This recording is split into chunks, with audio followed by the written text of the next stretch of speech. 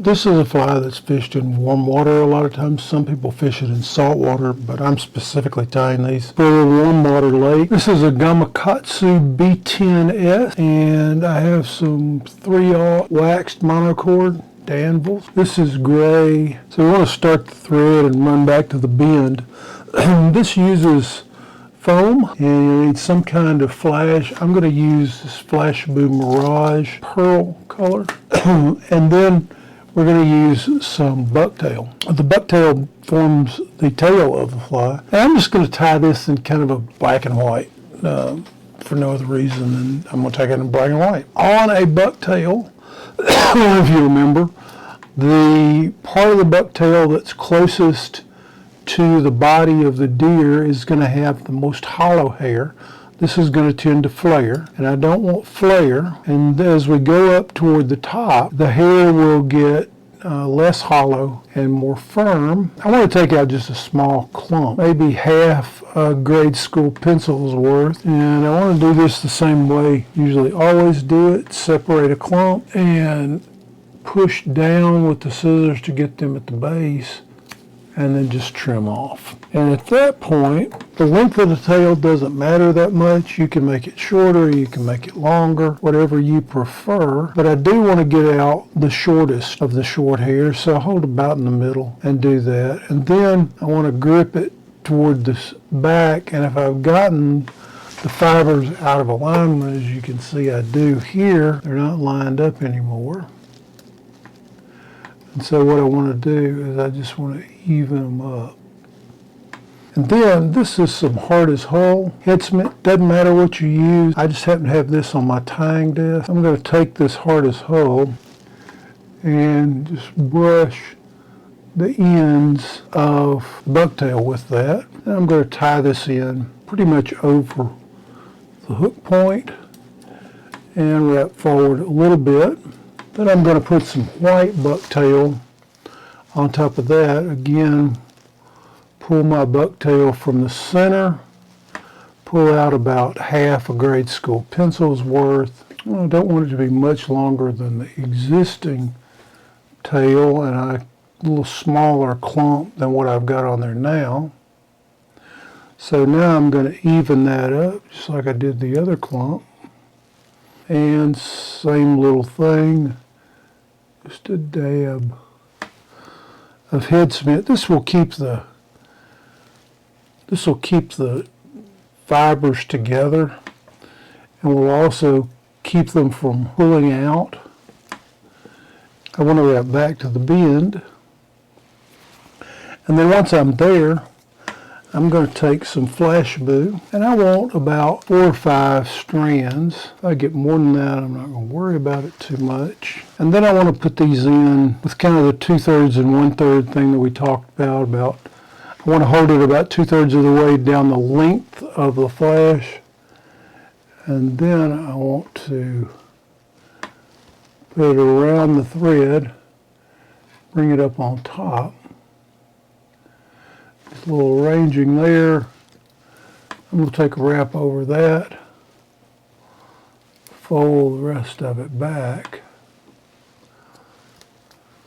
a couple of wraps, and then I'm going to go forward and cover all of this.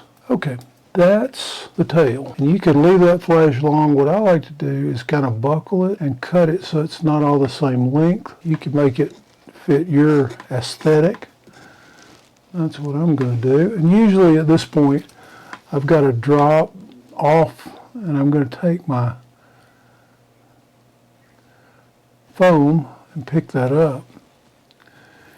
And then I want to cut this at an arrow point, you'll notice, just to make it easy to tie in. I want to bring my thread back here to the tie-in, and I want to catch it right about that arrow point and then wrap down. I don't care if it rotates around the shaft, but I do want this to be about the center at the top, and then I want to bring the thread back to the end. And at this point, I'm going to tie in what I'm going to use as a body material, which is a chenille. This is a Simplify Flex chenille. They make this in silver and in gold. And I'm just going to use the white color. So you can see the stuff is white with kind of flecks of silver in it. And same with the all chenille, we're going to strip off enough to expose the fibers in the core. We're going to take a loose wrap to hold it down, kind of a gathering wrap. And then we're going to take several wraps all the way out to for the fly. I want to leave a little bit of room for the head here, and I'll show you in just a minute. Now we're going to wrap this, and with this material, I like to pull it back and wrap and pull it back and wrap, so on and so forth, until we get up to where the thread is. Put a little more bulk in the middle there. And then, before I get too close to the eye, I want to tie this off.